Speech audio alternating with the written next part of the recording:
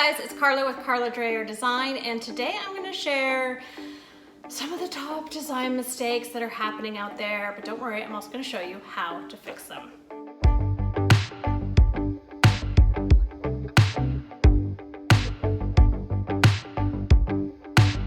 Make sure you are subscribed and hit the bell so you're notified every Thursday when I release a new design video.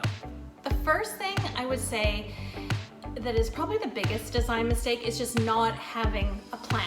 So just going in with no idea of what your style is, which I am huge on this, and I've created a free quiz on finding your design style you can link below. But I think knowing what your design style is, knowing how you want your space to feel, knowing your plan of action is so important. And this is usually a lot of times I'll get called in and they'll say, I found this couch on sale, or I found this rug, this was given as a hand-me-down, and there was no plan put into it. And then you kind of put the things together and they don't work. So one of the biggest mistakes, and one of the things I would say to do first is start with your plan and know what your design style is, so that will help you in shopping and sourcing for the items you need. The second, and probably the biggest, or most common, I should say, design mistake I see is rug size. So the mistake I usually see is that they are too small. I'll walk into a living room and there's a little itty bitty rug and it just doesn't work with the room.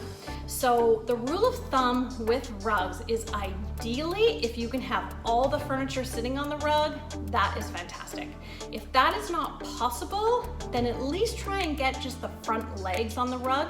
Now there is some reasons behind this, and mostly that it really defines the space. So say it's in your living room, it'll really define that living room, but also it'll make it appear larger. I was recently in a space that was quite a large room, had a large couch, but the rug was very small, and it almost tricked the eye into thinking that the room was that much smaller than it was. Also, if you're putting a rug under a dining table, I don't do that often, but I do like sometimes like a jute or sisal kind of rug under a table. Make sure that it's large enough that you can pull the chairs out, because that's another thing I've seen is that the rug is too small, you're sitting at the table, you try and pull the chair out, it gets stuck, it's just annoying. So rug size. Okay, another big design mistake is art.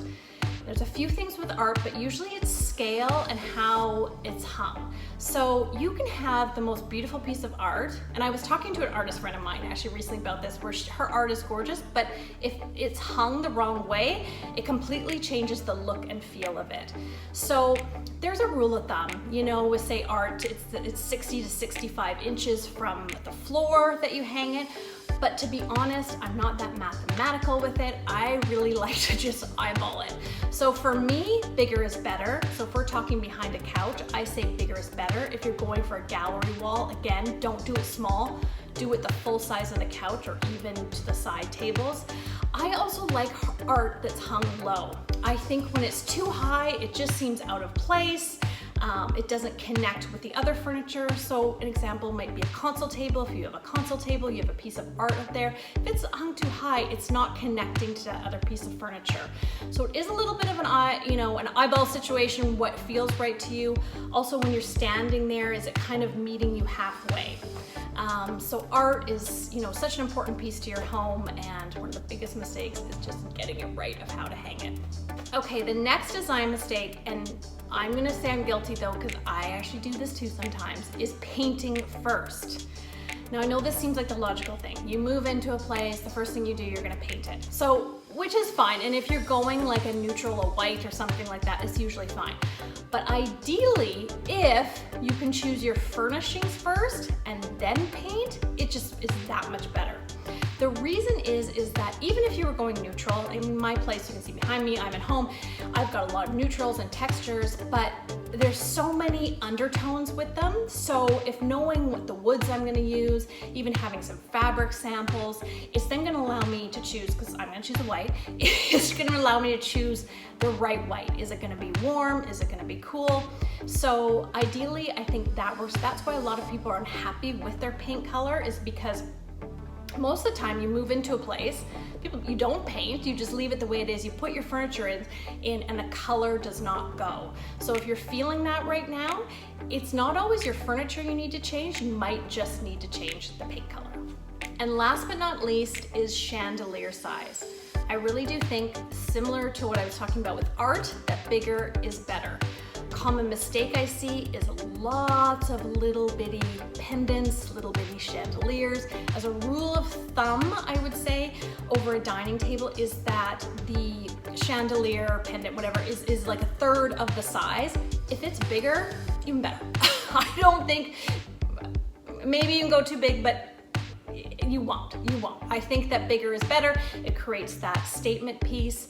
And I think just having lighting is such an important part of design. So having something that is that statement piece would be huge. As I was saying with painting, is sometimes we move in and don't change the paint color. This is another common mistake I see, is that people just move in. There's already lighting from the previous owner and we don't change it. And again, you may not need to change your whole design or whole decor. You could change up the lighting in your place. I guarantee it'll make a huge, huge difference.